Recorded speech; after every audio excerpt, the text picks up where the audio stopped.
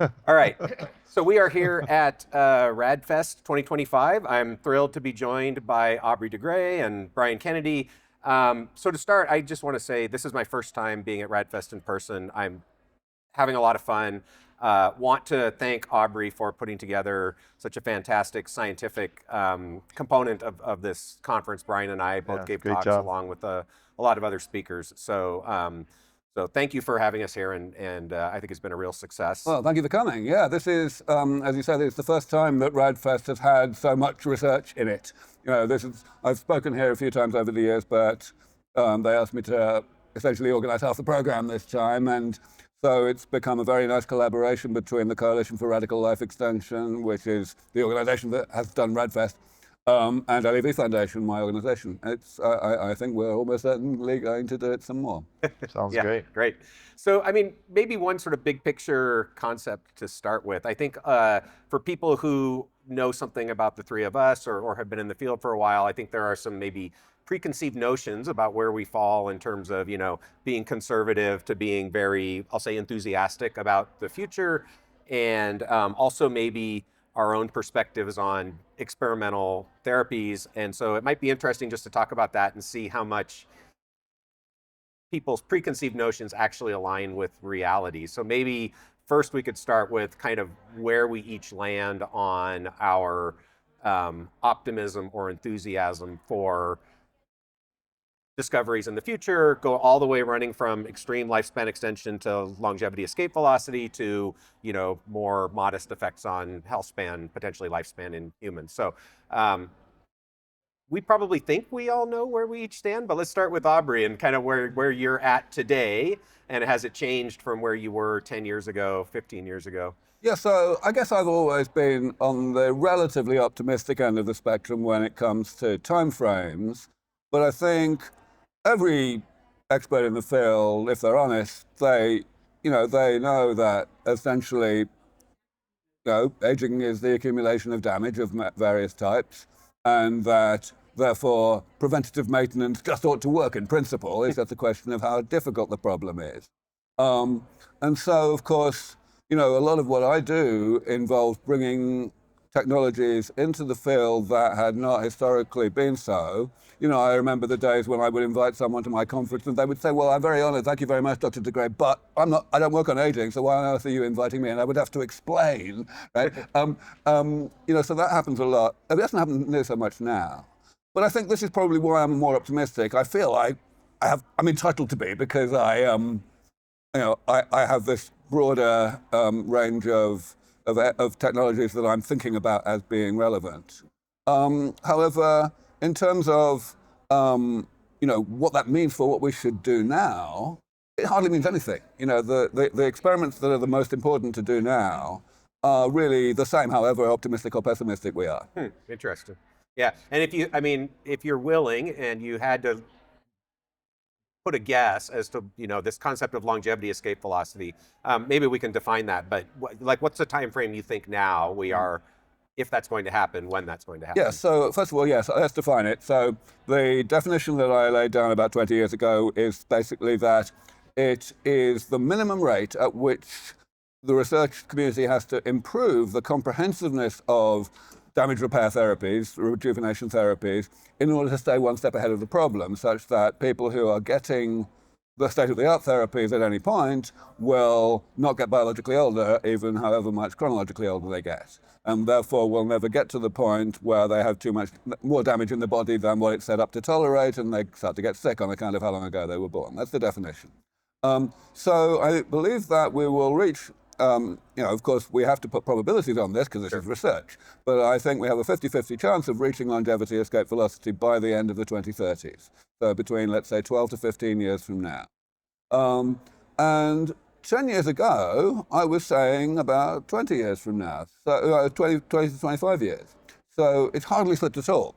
Whereas in the previous 10 years, because as I started talking about this and giving time frame predictions 20 odd years ago, it slipped enormously. The fundamental difference between the past 10 years and the previous 10 is that in the past 10 years, there's been much more money in the field. A lot of the areas that really needed to have a lot of money thrown at them in order to make good progress have had that, and sure enough, progress has resulted. Now, of course, the money is very unevenly distributed. There are plenty of things for which, a for-profit model doesn't really work or doesn't work yet, and those things are still struggling. And I, for my sins, am still focused there. I still run a non-profit. But broadly speaking, progress has accelerated, and most of that is because of money. Okay, great. So, Brian, where do you land?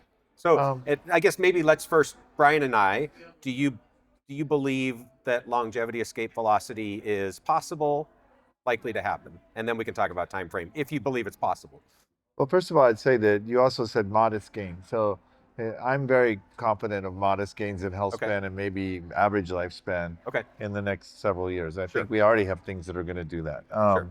I think and I'm also a believer in the concept of longevity escape velocity.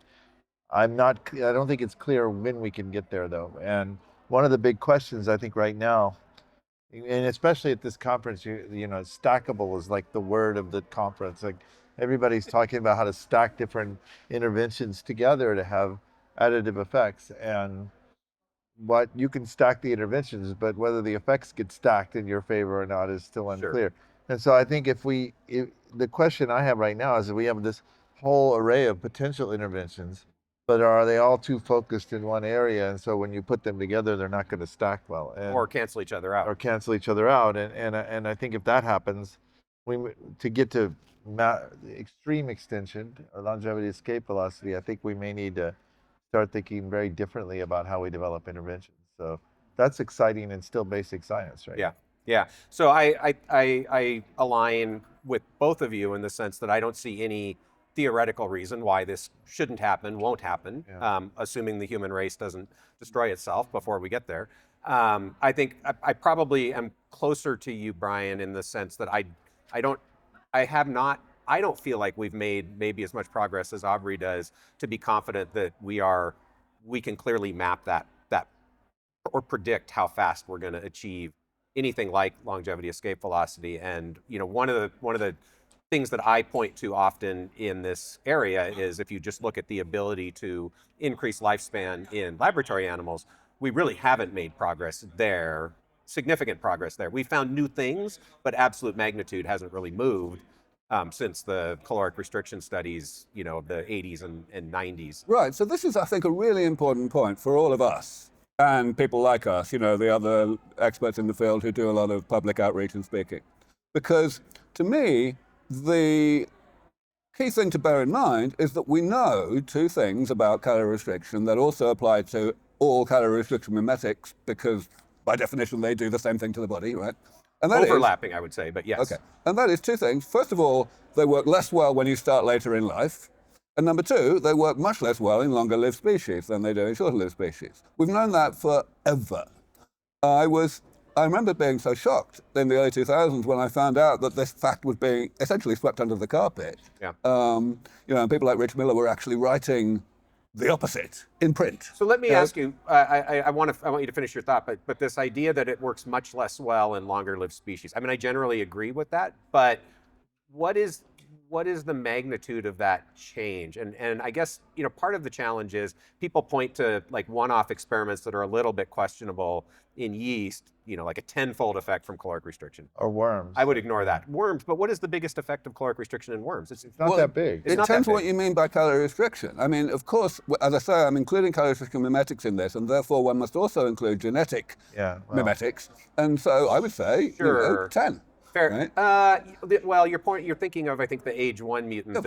That's a very weird outlier situation. Yeah, I don't know that it is. Pankaj Kapahi put two things together that basically were and got double lifespan. I would agree with that. He got 5 or 6 times. S6K, right? S6K and DAF2, yeah. He got 5 or 6 times fold life extension. Mice, you're not going to get more than 1.5. You just aren't, right? Right, not yet. Right. Yes. And we're not going to find a better way to do calorie restriction after all this time. So I think I know what you're saying. And so I think maybe the only way I would reframe it a little bit is I'm not convinced that the insulin signaling mutants are caloric restriction mimetic, but they're all in that bucket of growth promoting pathways. Right. And so they're going to have overlapping mechanisms. Exactly. So, exactly that. Okay, so the point is I've always been focused on damage repair, which has nothing to do with growth promoting mechanisms, right? And therefore, first of all, I think that there's a better chance of synergy and additivity than you have with, like you won't get that with multiple CR mimetics put in all at the same time. Sure. But also, we won't have this ceiling that's inversely correlated with natural lifespan. So I think we've got a much better chance, and that's why I'm doing these experiments. These robust mouse rejuvenation things. My goal, taking middle-aged mice, for which calorie restriction or rapamycin can get us maybe 4 months of additional life on average, to treble that, to get 12 months of additional life. I don't claim to have solid scientific reasoning to explain why I think that can be done. But I do. It's just my scientific intuition. Right. And therefore, what I care about the most is what people like you would think and say if it were done. If I ended up being right, that this could be done. Having, as you say, made no progress for the past half century. Yeah. No, I mean, so couple of thoughts, and I'd like to hear Brian's thoughts as well. I mean, one is I agree conceptually with what you said, that the opportunity is there, and it should be the case that if you can successfully achieve these types of damage repair therapies, approaches, that there's a much better chance you're going to exceed what we can do with insulin signaling and caloric restriction. Totally agree with that. The other thing that I would say is nobody's done it yet, right. So it's speculation until we have data. Plausible speculation, but we don't have data, and so that's just where I land. I'm like, but if you did it, if you could do better, so I've been waiting for a long time for somebody to do better than even just the Weindruch and Walford caloric restriction lifespan effect. If somebody does that, if you're able to do that, I will absolutely stand up and say, this is a big deal. We need to do more of this. Yeah, this is the right path, because we've been stuck, I feel, at least in terms of magnitude of lifespan extension for a while. Totally. Yeah. And let me say, I do think it's really important to compare apples with apples in terms of age of onset. If we accept that calorie restriction does much better when you start early, then we've got to look at CR or rapamycin or whatever done starting in middle age. So the classic study that I point to is not Weindruch and Walford, but rather Steve Spindler's study from, I think, about 2001, which started at 18 months. And got about 4 months. I understand the rationale, and I think it depends on what you're looking for to be convinced that this is kind of a fundamental game changer. So I would agree with you. If you want to say we can do better than caloric restriction using a late life intervention, we should compare it to caloric restriction late life. I would also say nobody's really done the full dose response that Weindruch and Walford did starting in late life, but I follow your rationale. If you could double the effect of rapamycin starting in late life, I'd be like, this is a big deal. Right. Yeah. So yes. Yeah, I think that we have to be careful about late life CR anyway. I mean, if you look at the data with Valter-Longo, right, that we were doing fasting, and we had to stop because it was like the curves were. This is in mice, you mean? In mice, yeah. But I think there's evidence probably for the same thing in people, just not in. Oh yeah, I would think so right? too. Yeah. But my point is that when you intervene is going to be very dependent, and when you stop intervening is also going to be relevant to the intervention, right? And so rapamycin, you don't lose that much starting late that you do early. Right, which is interesting. Yeah. But CR, you might even be detrimental if you started too late, right? Right. There might be points you can start with rapamycin. Yeah. So I think that's one of the problems with CR is trying to optimize it to get the maximum effect. There's a million variables.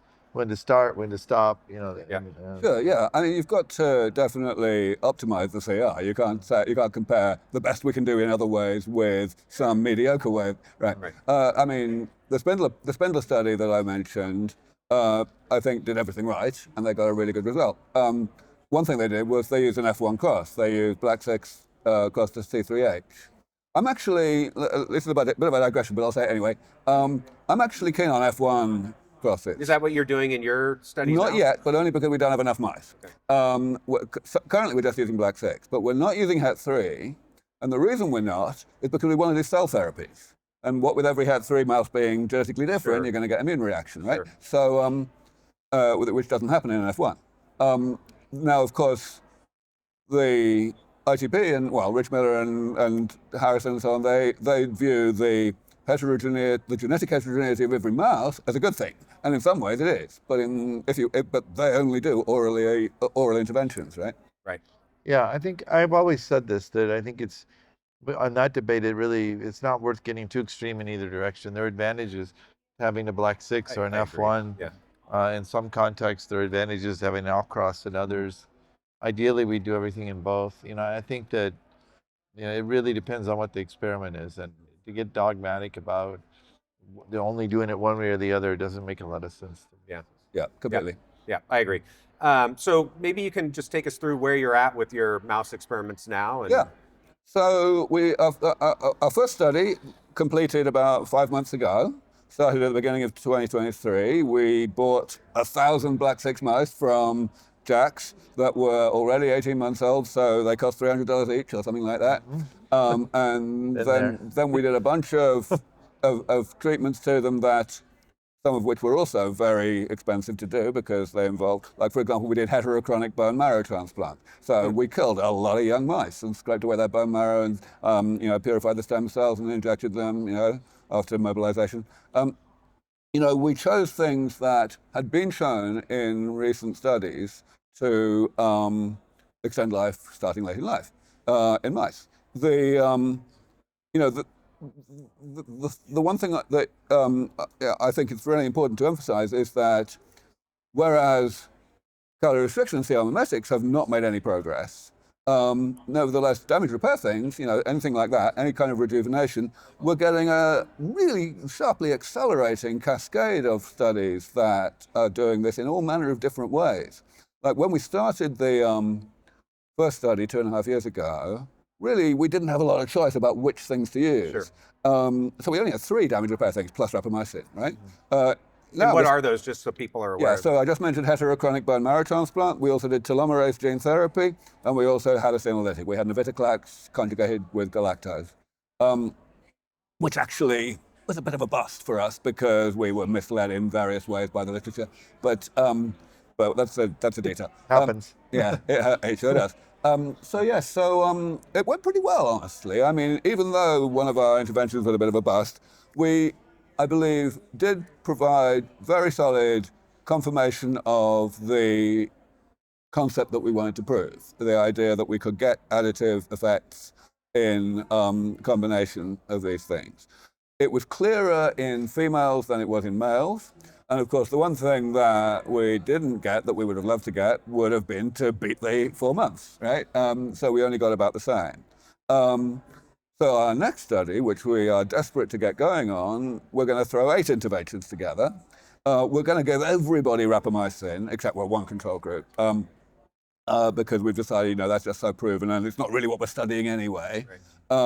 But yeah, the 8 interventions, half of them are based on reports that came out since we started the first experiment. So one of the things I think about, so first of all, congratulations, it's great that those experiments are happening, that the first round was successful. Well, happening is in the eye of the beholder because, of course... We'll be optimistic. They're going to happen. I mean, the first experiment cost $3.5 million, and that's even before we've done the analysis of tissues that we've frozen fixed. Okay.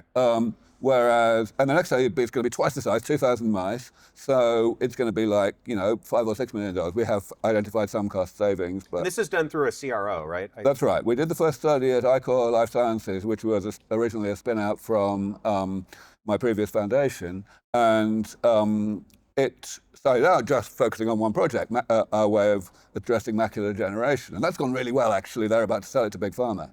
But in addition, they were successfully getting investment. They were able to start a CRO division, among other things. Okay. And so this is how they're doing that. So they had done a lot of mouse lifespan experiments before, nothing anywhere near this size, but they totally stepped up to that.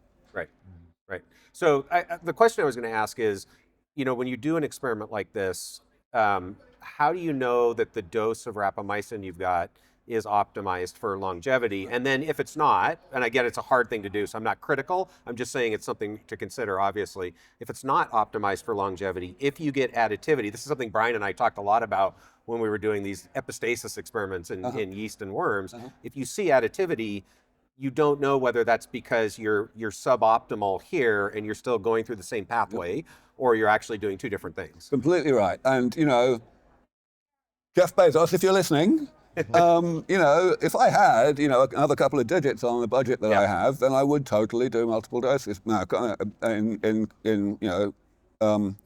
multiplexed of all of these things. It's not just the orally available things. We're just guessing. We're basically doing what some other research group has published worked for them. Right. Yeah. So we've been doing a lot with small molecules as well. Some of them come from our research, but most of them we test from other labs.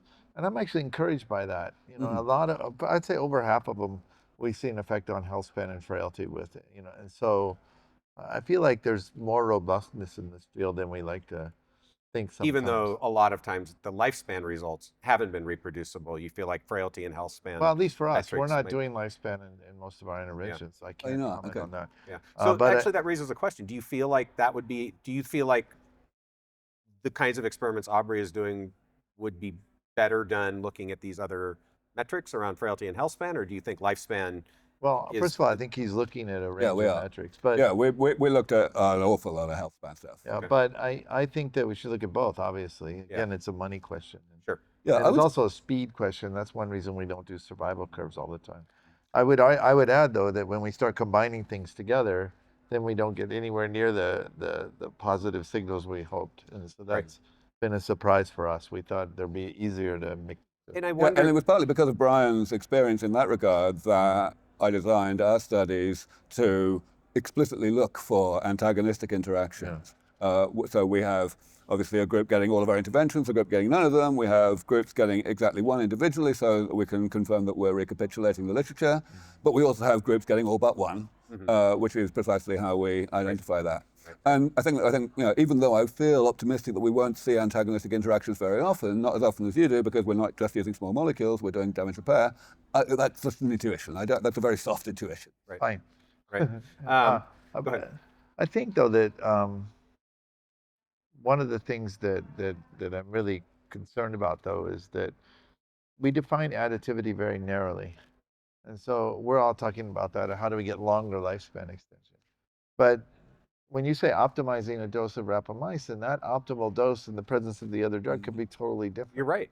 Absolutely. And so combining, things together gets extremely difficult. Let me reframe it. What I meant was the lifespan you get when the dose is optimized, not necessarily the absolute dose itself. But ideally, the question is, what is the extension in intervention X? What is the extension in rapamycin if you're combining them?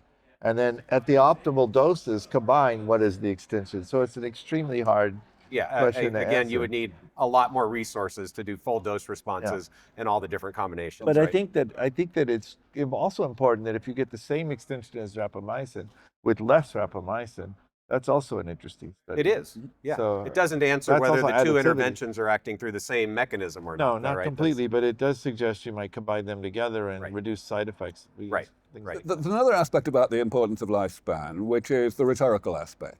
So I think the problem is that, we know that if we have an intervention and we do it and it extends health span and we do measure lifespan and there is no increase, then a reasonable summary, a reasonable soundbite way of saying what we did was we fixed some of aging but not all, right? Because something's got to be killing the mice on schedule, right? Therefore, the problem is that, the world is always desperately looking for reasons to believe that aging is woven into the fabric of the universe and we're never going to be able to do anything about it. So if you measure health span and you get success and you don't measure lifespan, the assumption is always going to be that either you did measure it, but you're not talking about it because you don't like the result, or you didn't, or anyway that if you had measured it, it would have been negative. You wouldn't have got a result. So I feel that we've got to bite those bullets. And yes, the studies take longer, obviously, and they're more expensive, but it's got to be done. Yeah, I align with you on that 100%. One way to think about it, though, is if you can test a lot of combinations fast and find the ones most promising, you can always go back and do the lifespan experiment with the less Absolutely. numbers. The problem is a lot of times that doesn't happen. But I also would say it depends on your goal, right? If the goal is to move stuff into translation and clinical application as fast as possible, right now, I can see the rationale for not doing lifespan in those situations. But also, it doesn't even have to be a different experiment. I mean, you can just start an experiment and, after 3 months, you can ask, okay, which interventions with combinations of interventions seem to be extending health span and which ones don't, and you just sacrifice all the mice for which there's no health span increase. You could do that. We like. There's also a decision of whether to harvest mice or let them go to death. Ideally, you have two groups. Do both. But if you don't have the resources to do that, then we're trying to harvest the animals because we want to measure these pathways, the aging pathways. You can make an argument for going both ways. Yeah, and we want to go fast and translational. So yeah, and there is the pragmatic part about how many resources do you have and we all 100% agree this field has been under-resourced for a long time. It still is. That needs to change. There's a lot of important stuff that can be accomplished if this field was allocated the resources that it should be. Yeah, so we sacrifice a quarter of our mice in each of the treatment groups at various time points in order to do the things that you can't do non-invasively. But that meant only 12 mice per treatment group, not very many really. Right. So Aubrey, you mentioned that since you started this, there have been multiple new sort of damage repair interventions that look promising. Can you talk about a few of those and what you're excited about? I tend to be a little careful using the phrase damage repair in this regard because then it sounds like I know what kind of damage is being repaired. But if there's rejuvenation, albumin's a really interesting one. So, of course, people have moved from plasma exchange, for which the first experiments were actually, I was involved in. I funded Justin Rebo to do them in the Convoy lab, moved through to plasma dilution. But of course, it's not really plasma dilution because what you're actually doing is you're putting albumin in as well as PBS. And that might matter a lot because albumin is responsible for literally 80% of the redox state of the blood. And a group actually tried to just inject albumin rather than anything else, and it worked. They got life extension starting relatively late in life. And so we're totally going to do that. Then OSK, so someone that we all know very well, Noah Davidson, who spoke here today, and put OSK into mice relatively late in life with gene therapy, and again, it worked. Now, the only thing wrong with that experiment, and he acknowledges this, it was not what he wanted to do actually, is they started very late in life. They started at 2.5 years old, when of course half the mice are already dead, which means that the mice that are not dead are nearly dead, and therefore you're essentially determining how much you can extend sick span rather than health span. And so obviously we're going to want to start earlier, but that's another one we're doing. Do you have a feel for when you're going to try to start? I will start about 30 seconds after I receive $6 million. No, I mean, age what of the stage mice. of life? Yeah, same as last time, 18 months, 19 months. Okay. Yeah. I kind of think that's a sweet spot. If you start much earlier than that, well, if you're going to harvest them, the frailty really doesn't go up that fast until you hit about 20 months, I think. And this is it's about a 60-year-old human if you want to do back of the envelope calculations. So pretty good area, I think, to target. Got it. Yeah. It was kind of an accident, the first one with rapamycin, but I think it turned out to be a good study, accident. Yeah, that was, I had such a good time at the expense of the NIA after that. Because, they had this wonderful accident. This totally fell into their lap. Yeah. Totally, justified trebling the budget of the ITP. Yeah. And the only conclusion that anyone with remotely rational thinking could do is, we've got to do a lot more late onset studies. Yeah. And they still continued to do hardly any. It's like I have no words. That's a first, Aubrey. I wish. So albumin, OSK. Let's see, what else are we doing? So IL-11 is a big one these days. So we definitely want to do that. It's definitely something that's got everyone excited. Then KSID, this CDK5 thing.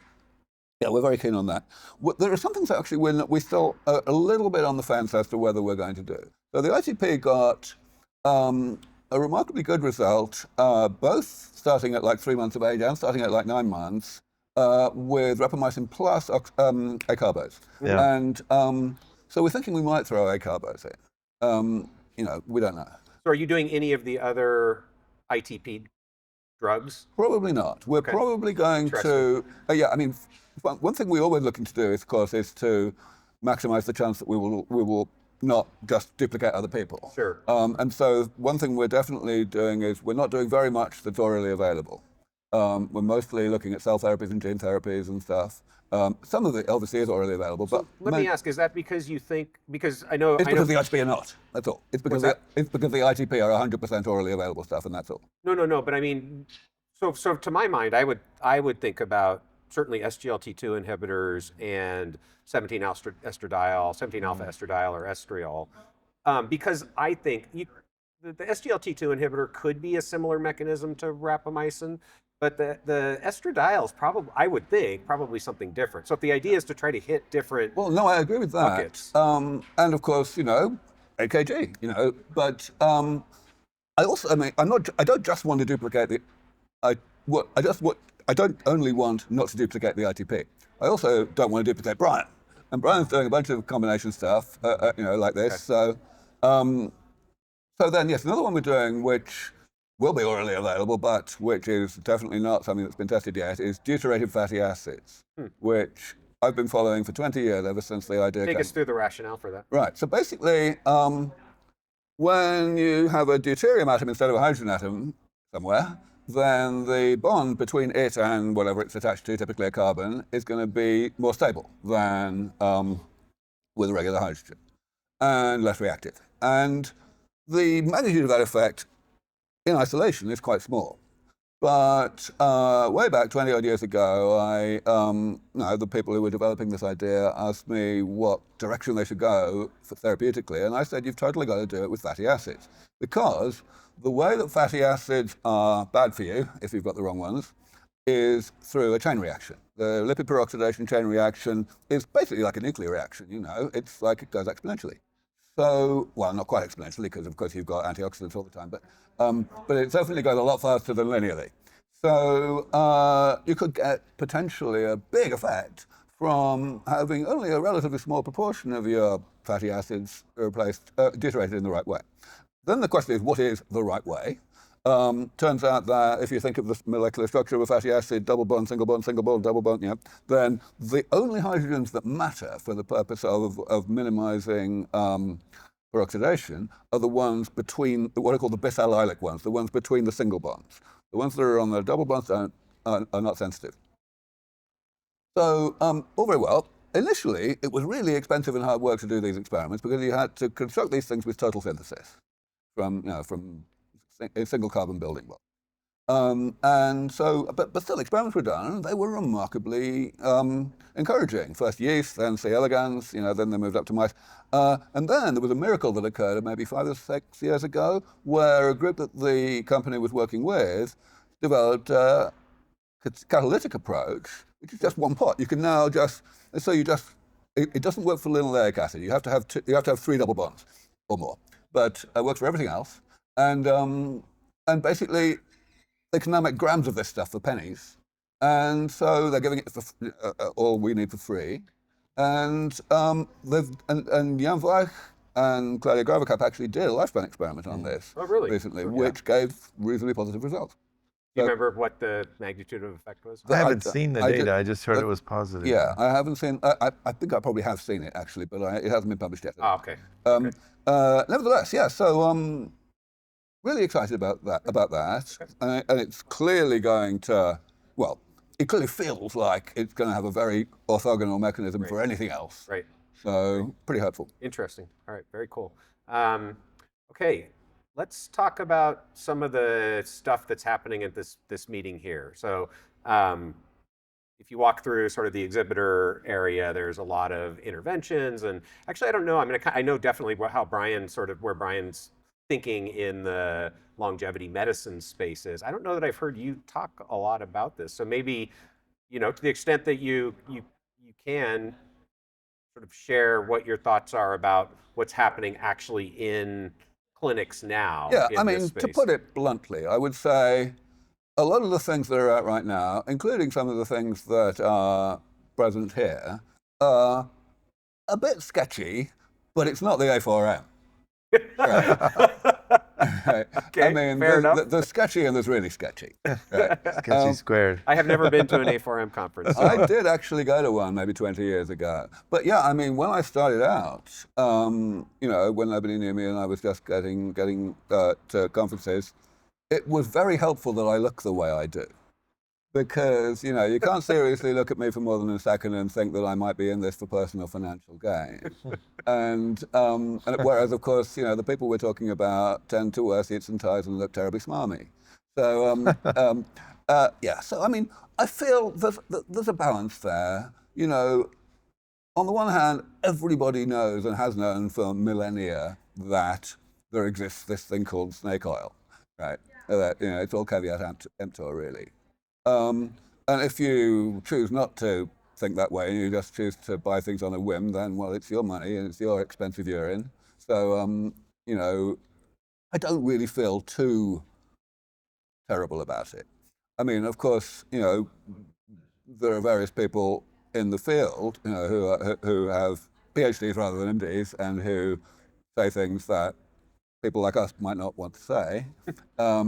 But, I think sometimes the seriousness of the problem is a little exaggerated. Sure.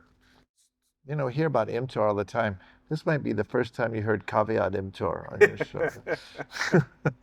I Does it do something different than mTOR? I think I might use that. Yeah, I think there's a review. Did you have? There's somebody has a review that says caveat. I wasn't. Really? I'm not pretty original sure with somebody us. has used that. Yeah. So I mean, I don't disagree. I think where my concern rises is when people with credentials are presenting some of these things at conferences, especially in the realm of sort of experimental therapies. And I think a lot, like here, certainly a large part of the audience are not scientists, right? Right. And so there's an assumption if a person has an MD and they're given a place on the stage that they have some credibility. Unfortunately, I think the people who are not scientific talk with a lot of certainty. So they come across as very confident, even though it's very speculative and sometimes made up, right? That's where I see the challenge is I don't think the audience can discriminate. I do think it goes both ways, though. I mean, I think one can go too far the other way. So, I mean, okay, let me pick on Peter Attia just for the hell of it. Okay. So I think he's a bit of a longevity denier, to be honest. He kind of spends a lot of his time not just talking about what we can and cannot do today, but also kind of disparaging the idea that we have any right to be optimistic about what we might be able to do in 5 years' time. And I think that's damaging as well. Mm-hmm.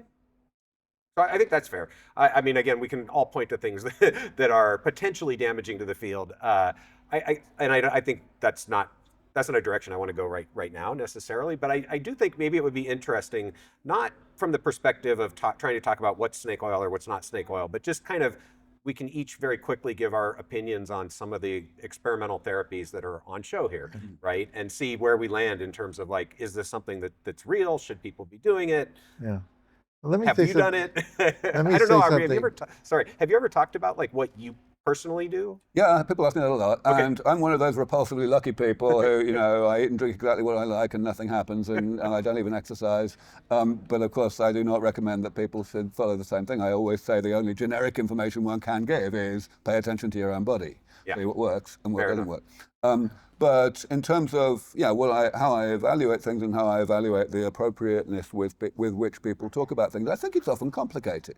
So let me use the example of Minicircle.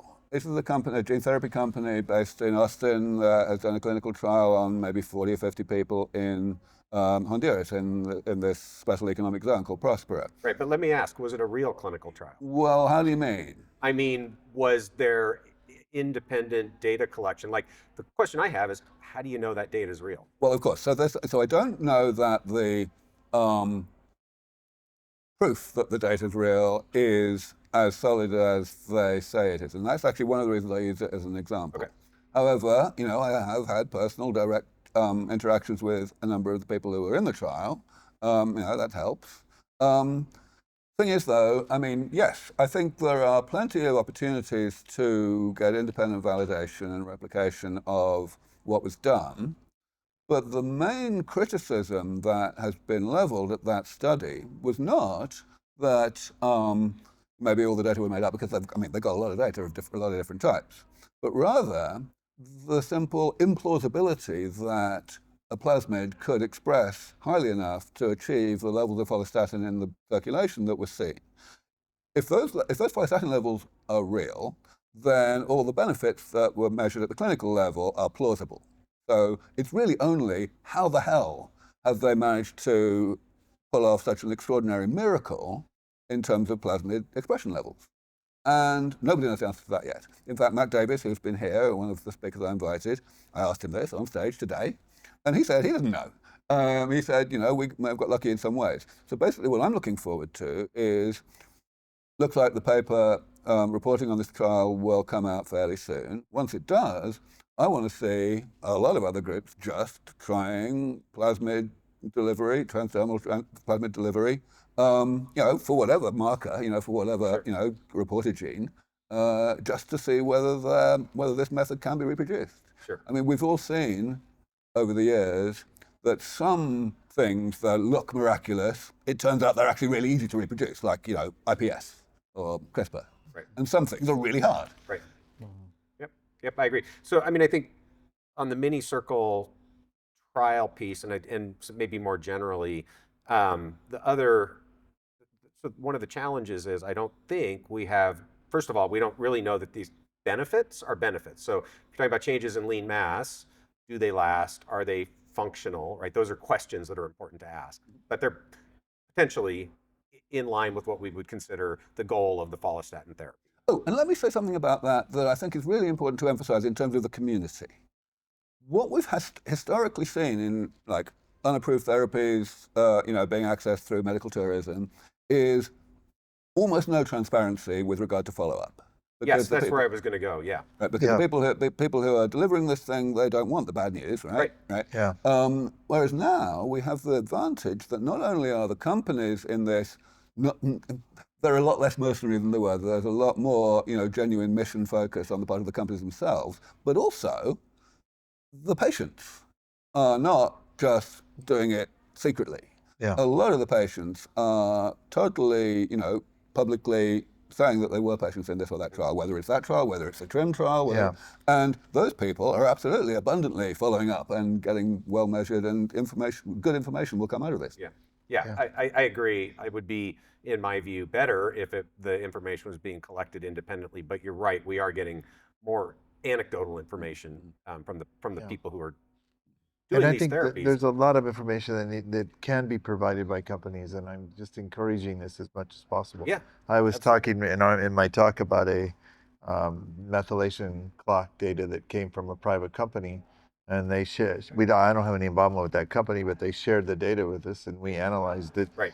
And we're learning a lot of insights from it. And so I think that we need to really encourage companies, especially ones that talk about impact, to share data as much as possible. Yeah, I agree. I think the only thing I would add is I would, and I don't know if this is doable because it's complicated in lots of ways, but if there was a way for some independent group to aggregate that, to collect and aggregate, because when companies share the data, you don't really know that it's all the data, unless it's being done in a true sort of FDA clinical trial framework, right, where there's lots of safeguards. One of the things that I think is in these regulatory regions that should be done is have a central data repository. Yeah. I hope that'll happen in Montana with the new something right that to try. we're talking to I work with regulatory groups in different places, and even in Singapore, I'm saying, if we're going to put in a system where people can charge money to clients, do experimental therapies as part of an IRB, and the government is going to make a specific effort to evaluate the ethics of these things and allow them to happen, there should be another component to that, which is that behind a firewall, we're going to look at this data. Exactly. That would be fantastic. And I agree with you. I've heard lots of people, not lots, I've heard people who did the follistatin gene therapy who had, seemingly very positive outcomes in terms of body composition. I know some too. And I've heard horror stories of bad outcomes, and those don't seem to get as much attention. So, but not in the same trial, right? I don't know who was included in the. Again, I don't know if that's all the data. I don't. And everything we hear is rumor anyway. That's right. That's the problem. And it's not even necessarily the mini circle, it's like Yeah. this patient of mine got gene therapy. Yeah. This was a very healthy 30-year-old person who's now paralyzed. Like, Yeah. that's the report. Yeah. You don't know what it was, right? Yeah. So I'm not trying to say this was a mini circle sort of outcome. I mean, do you even know specifically what the company was who did it? I in that specific case, I don't know. Right. Yeah. So this was a conversation that I learned about after I talked about the triple helix gene therapy in Dublin. So, but I've heard multiple of these stories. That's the worst outcome I've heard of. But multiple stories where people had significant adverse. I have too, again, it's so opaque that you don't know what to it's make. rumor. But so I kind of weigh that roughly equally with the positive results, and I don't know where this is where having actual clinical trial data with enough people that you can evaluate. That's all. I do another dimension of this, though, that I think we have to not sweep under the carpet is the irrationality of public reaction to bad news. Oh, absolutely. Yeah, I agree with Fear that. I mean, arguably, we could say that supposing we just through some miracle did have all the data that every gene therapy company was acquiring, including adverse events, right? And we saw that the adverse events were non-zero, but they were pretty rare. Then, pragmatically, would it in fact be better not to publicize them and not to have another Jesse Gelsinger, Yeah. Well, I think a broader way of looking at that is in terms of approvals, like at FDA. That organization was put in place for very good reasons. If you look at the early cancer trials, they were frightening. Right. On the other hand, I think the pendulum has swung too far now. It's too hard to get a drug approved, and if there's too much ability of adverse events to stop a whole program. I think what Aubrey's saying is there's no rational risk reward. Exactly. There needs to be risk reward in all these cases, even in healthy people. I would agree with that. I think the thing that makes me uncomfortable agreeing with the way you framed it is what Brian alluded to. I know that in the for-profit world, the incentives are such that even well-meaning people over time will skew towards bad behavior if they can get away with it and make more money, right? So that would be my concern. It's a tough question. So we've kind of gone down the gene therapy path. So I guess the question is, have you or would you do gene therapy for each of you? First of all, I haven't, and I wouldn't right now. I agree with that. That's where I am. I could imagine doing it though. I wouldn't do it right now, but that's only because I get my biological age tested, human longevity, every year, and just as I have been for the past 20 years, I always come out at least a decade younger than I really am. So in other words, I'm doing very well already, and therefore the rational thing is to be conservative, and if it ain't broke, don't fix it. But every year I have updated information, and so there may come a time when I feel that the risk of the gene therapy is outweighed by the reward. So Aubrey, you are so healthy that you're not ready for gene therapy, but or anything else when the time comes, or anything else. So Aubrey is intervention free. The only thing I'm taking is methyl B12, and that's because I have the MTHFR variant that predisposes to high homocysteine and so on. Okay, so the answer for Aubrey will be never done it, but still interested to know the other sort of therapies that are in there. What are your thoughts on therapeutic plasma exchange? Same kind of thing. I think, the evidence is piling up that it's really good for you. And of course, refinements are being made. I mentioned albumin earlier on. I think it will be very valuable for head-to-head studies to be done based on different sources of albumin, recombinant versus... Even in mice, they haven't been done properly, right? Has that albumin lifespan result been replicated in mice yet? I don't think so. I mean, the original result was only 2 or 3 years. I remember it looked intriguing, but I don't think I've seen a replication. Something we should think of doing. Okay, sorry, I just So again, I would say, I think there's a fair chance that I will do TPE sometime 10 years-ish from now. By which time, first of all, I'm more likely to need it a bit more, and second of all, it's going to have been refined. Yeah, I think I'd do it now. Yeah, it's promising. I'm not totally convinced, but I think I'm comfortable with the risk on that one. I agree. I mean, I've done it, and I'm not convinced that certainly not that there's a longevity benefit. I think the plausibility of diluting out toxins, microplastics, that makes sense. So I think, but I agree. I would put like the risk of TPE down here compared to the risk of gene therapy up here. In terms of refinement, I mean, this new result that we heard today, we heard in Dublin actually from Aubrey on the added benefit coming from if you put IVIG in, you know, that was out of the blue, you know. Right. So I think it's got promise to. That's going to happen repeatedly. Yeah. What else is in there? Oh, exosomes. What do you guys think about exosomes? So that's one of our interventions in the next study. We haven't decided where we're going to get them from. We may just get them from MSCs. There's a company, Accelerated Biosciences, that are producing exosomes derived from trophoblast stem cells, which are obtained from ectopic pregnancies. And they may be interesting. Whether there's enough data on them yet, we're not really sure. Interesting concept, though. Yeah. And then, of course, there's this famous study by Harold Katcher and his colleagues where they got a very small number of rats to live a ridiculously long time, and they did this using exosomes from pigs. Right. I actually was very skeptical about that study at first because it was done in India by one student who wasn't necessarily particularly well supervised, and my immediate thought was, how on earth are these rats not getting anaphylactic shock?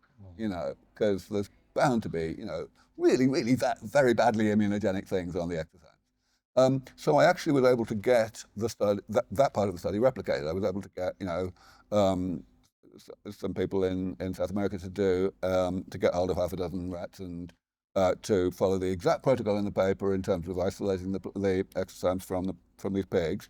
And sure enough, it's fine. It may be just a size fractionation thing that the really small exosomes don't have any antigens on them or something like that. But you guys didn't do the longevity study. You were just. Oh no, that's right. Just the short-term thing that costs like 10K. Yeah. Optimistic about them. I still think there's a lot of issues. And we've been working with a stem cell company recently, and we see this in stem cells too.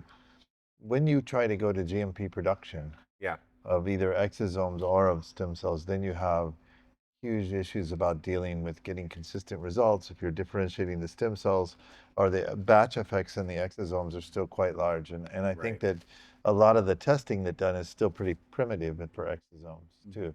So like, there's a lot of progress. I'm supportive of the technology. A lot of progress. Yeah, I think we can maybe lump exosomes and stem cells together. It's not really fair, but I mean, unless you guys feel like there's fundamentally more excitement or opportunity with one compared to the other. No, I don't. I think it's like it depends on your application. Sometimes having, you know, continued release, in other words, having the cells producing exosomes over time after cosmolation, is going to be preferable. Sometimes it doesn't really matter. I think, you know, actually from what Brian was just saying, though, I think it's very heartening that even the FDA seem to be loosening up a bit in terms of what they're willing to accept. Like, probably the single highlight, if I had to choose one, of my Dublin conference a year ago was Jean Loring announcing that she'd got approval from the FDA to do this clinical trial using autologous stem cells. I think that's the first example of an autologous stem cell therapy for anything being approved by the FDA. So, you know, that shows, I mean, of course, the main reason why is because you've got to make them every time, and therefore, you know, the process has to be reproducible, not just the result of the process. Right. Yeah, exactly. Yeah. And I mean, I think what you were saying, Brian, about the manufacturing piece being very uneven, in part, that's because of a lack of regulation, right? Yeah. Because there isn't regulation, it's a gray area. Then you have people making these things not using GMP who really knows what's happening. But when you look in the GMP space, it's a real challenge though, because we're trying to do one with differentiated retinal cells with this company RXL. And then you have to have a GMP facility that knows how to take an iPS cell and make it into a retinal cell. And they want a protocol that's really rigid. You know, every 3 days you split the cells, whatever. Yeah. And you can't do that. You know, so you have to have somebody in there that has experience eyeballing it to know when to split the cells and when to change the media. And so it's really hard for GMP, I think. You see a path to more consistency then in the manufacturing of these things? Automation. Sure. I mean, you can have a robot eyeballing something if it's going to look for like how fast the cells are growing, you know, things like that. Yeah, I mean, we'll get there, I think. You know, it's just a challenge right now, and it's slowing down clinical trials around stem cells. Right, and I mean, I think the challenge I have personally, like I haven't done exosomes or stem cells, I would consider it, but the challenge I have is like, who do you trust? How do you Yeah. know that these things were actually manufactured Well, also, properly? yeah. That the provider who's offering this service really knows what they're doing. I mean, I heard a couple of talks here, and this is the confident, talking with confidence about things that you really shouldn't, where people were saying with utter confidence, I inject it here and this works and it, Yeah. restores, rejuvenates. And I'm like, This has been going on in great. the stem cell field forever, though, before they even thought about aging. It's Yeah, like right. if you go to these stem cell conferences, you see a lot of this. And, I've been going occasionally to these stem cell conferences, and I'm always getting up saying, if I hear one more talk where somebody says, I've done this 300 times, then they show me one person I know, before and in after. a case If study, you have yeah. 300 times, you have data. Yeah. But somebody came up afterwards and they say, yeah, but so the problem is that we don't really want to publicize that we're doing 300 or 400 times because this is still a gray area. The regulations are challenging. That's where the lack of regulation has. And so has you held can things say the back. regulations are a legitimate limitation on putting data out, or you could say that that's an excuse if you don't want to put data out, and then you're back where you started again. And I do think most of these providers who offer exosome and stem cells are well-intentioned. Like I there are some agree, charlatans I out there, agree, I undoubtedly, agree. but the vast majority I agree. believe in it. Yeah. And we don't have actual data to know, right, what works, what doesn't work, when does it work, what doses, what are the adverse event frequencies, all of that stuff. Yeah. So it's another tricky area. Yeah. I've tried MSC's IV twice though, from umbilical cord. Yeah. So I have done that. And were you confident in the person doing it and the source? Yeah. So speaking of lack of regulation, peptides. Where do you guys land on peptides? Well, I mean, of course, the historical problem has always been lack of reproduction. The whole concept arose in the Soviet Union, and a lot of people are very skeptical that the results can be reproduced. And which results are you talking about? Well, I'm mainly talking of the ones coming from the Kavinsky group from St. Petersburg that really dominated that entire area for decades. They really ought to have been replicated by now in the West, if it were possible. Right. They've been ignored by the longevity field, at least the academic longevity field. And I mean, what peptides, if any, have been shown or reported to increase longevity? Any lifespan? I don't know of any. Do you? I would have to go back and look at the Russian literature, which I hesitate to do. But, I imagine it was reported. I mean, certainly it was reported as an anti-aging, these things were reported as anti-aging agents. Sure, but a lot of times people show some sort of health improvement or regenerative thing in its character. So anyway, so let's just say it's not, to the best of our knowledge, nobody has done a lifespan experiment to the standards that we would feel comfortable is likely to be replicable. That's what I think. But I think this one of the nice things about coming to meetings like this is you have people trying all kinds of different therapies. We haven't talked much about devices. There's a lot of those here too. And I feel like it's good that the fields are mixing together more now. That I enjoy coming to these meetings and hearing the ideas. I mean, I don't go in that booth or that exhibit room and, well, almost never do I go in there and hear somebody tell me something that's implausible. There's a reason why it might be beneficial. There's a potential mechanism. Usually there's data lacking, and that's the question. How do we get to the point where we have data that rigorous scientists and medical professionals would feel confident in? Well, I don't think we can just sit there and do all the controlled clinical trials I would agree with that. Yeah, I mean, although we need to do those, I don't think that's the whole end of the story. I think we need real world data. I think is really important. So it all comes down to resources again. Yeah. And this is why I spend so much of my time trying to change the world that way. With my new slogan, we must make aging the new COVID, which will be the topic of our chat tomorrow. Because, that's the kind of scale of money that we would need to be able to do all the things that we all agree need to be done if we want to make rapid progress. Yeah. But aging was the old COVID. I mean, the people that died from COVID were old people. Well, kind of, I knew that. But, Well, I agree with you, but also I think hand in hand with resources, I think the regulatory environment probably needs to shift as well. Of course, that's my main that's my main point that I always lead with when I talk about aging being the new COVID. I say, like, if you'd asked anybody in 2019 whether there was the faintest chance that a vaccine could be both developed and globally distributed in less than a year, they would have totally laughed at you. And the reason they would have laughed at you was mostly regulation. Right. Once the governments of the world saw that the public actually were not terribly in favour of COVID, they just swept away the regulations as if they'd never been there. Yeah. And there are people now working on vaccines for aging too. So those two technologies may come together at some point. That's another promising area that you're talking about the senolytic. As an example. Yeah. I mean, but anything that you can. Yeah. Theoretically, you can do that with a lot of pathways, right? Yeah. So. Okay. So we're getting close to time. So let's wrap up. We talked about some interventions.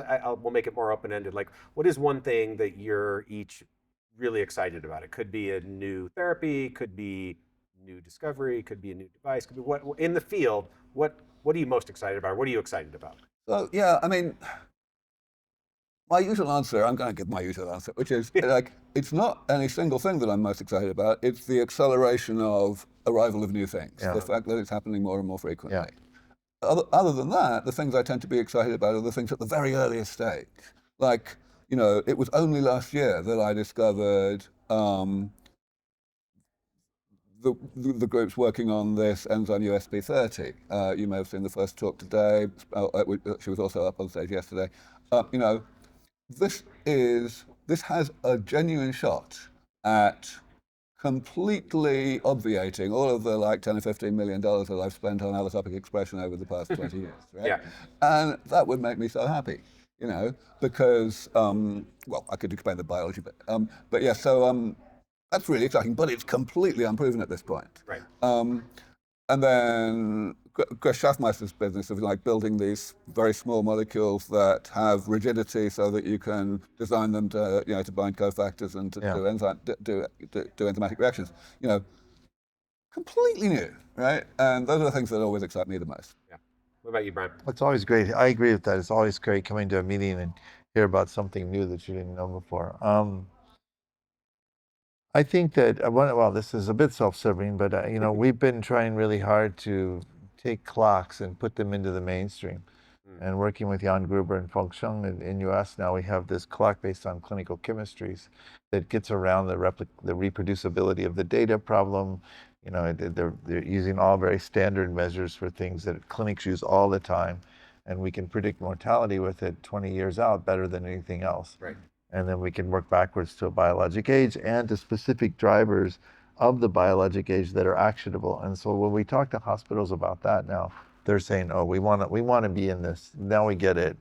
And every clinician in the hospital looks at the markers that go into the age measurement, and they're like, yeah, I know what LDL is. I know what this is, as opposed to, epigenetic pathways. And so we think we can now get a diagnostic in that it's going to make measuring aging widespread and reliable. And I will say, I agree with Brian there. I think that clock is really exciting. If I had to choose the most exciting thing about the Dublin conference this year, which happened last week, it would probably have been Jan and standing up and talking about that. I agree. The only thing that I want to push back a bit is we can't measure biological age. We shouldn't say we can measure biological age. Well, we're measuring mortality. And I think that's fine. Just say it. So that's I think where the disconnect is. I get that it's an appealing thing to say, and there's some good that comes along with saying it because people. Yeah, I don't really agree with that. I think like since people, every particular individual only dies once, and they're not dead yet if we're interested in measuring what we might call their biological age, then yes, we can define the definition of biological age as like, this is how likely we think you are to die in the next 5 years. Sure. But it's what we think. It's not. That's fine, but there's probably 15 different definitions of biological age at this meeting, right? They can't all be right. The corollary of what we're saying, though, basically is the biologic age we give you is the mortality risk you have for a person of a particular age. So if you have the mortality risk of a 50-year-old instead of a 60-year-old, your biologic age is 10 and years. mortality is correlated with biological age, but they're not the same. That's I think the disconnect. But that's how we define why not it. use health status or use this is I think the challenge with saying First of all, biological people age. don't want to hear their mortality risk. So you can't tell them that. And then you've got That's true. It's nicer to say then you've got to decide biological which age. causes of death to exclude. Like skydiving is not. Yeah. But That's probably not picked up by the lineage 2 clock, right? but influenza is. Sure. You know, it's. Yeah. Basically, there were 4 main causes of death in that retrospective data set in AIDS. And it didn't matter which one we were predicting, right? The same. Again, super powerful tool. I'm very excited about that. And I think the ongoing development and clinical application of these clocks or estimators, whatever you want to call them. And I think related to what both of you guys said, the thing that I'm really excited about is just like Aubrey said, how much new stuff is happening, but the overall momentum in the field, like the visibility, the fact that hospitals have heard of biological age, want to engage. Like I think we have passed an inflection point or a milestone where it feels like the momentum is unstoppable. It used to be the case that one big failure kind of derailed things for a few years. I think we're kind of past that, and the momentum is growing, and it's like this hockey stick moment. Yeah, it's because of the diversity. It's because so many different groups are trying so many different things at the same time. So 1 or 2 failures inherently doesn't affect sentiment. Now all we need is the resources to catch up. Yeah, there's so many different, and it's interesting because it feels like things have sort of woven together from different threads. Like we didn't come to RADFest before. Right. There's a whole area of the field that are what I would call hardcore academics, and for the most part, people like this don't go to those meetings before. There's ARDD now. Right. There's the Dublin conference and others like it. And it's bringing together different groups of people. And there's going to be some challenges that go along with that, but it needs to happen. Yeah. All right, awesome. This has been fun. Thank you guys both. Thank you for sitting down, and let's go enjoy the rest of RADFest. Sounds good to me.